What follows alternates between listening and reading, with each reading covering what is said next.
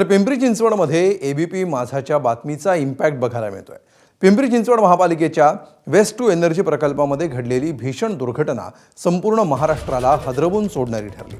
मुसळधार पावसामुळे कचऱ्याचा प्रचंड मोठा ढिगारा घसरून प्रशासकीय इमारतीवर कोसळला आणि क्षणात होत्याचं नव्हतं झालं. या दुर्घटनेमध्ये पालिका आयुक्त विजय सूर्यवंशींनी मोठी कारवाई केली आहे.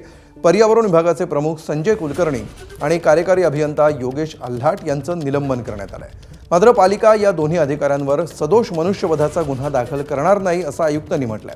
त्यामुळे आयुक्तांनी 2 अधिकाऱ्यांना गुन्ह्यापासून अभय दिल्याचं बोललं जात आहे.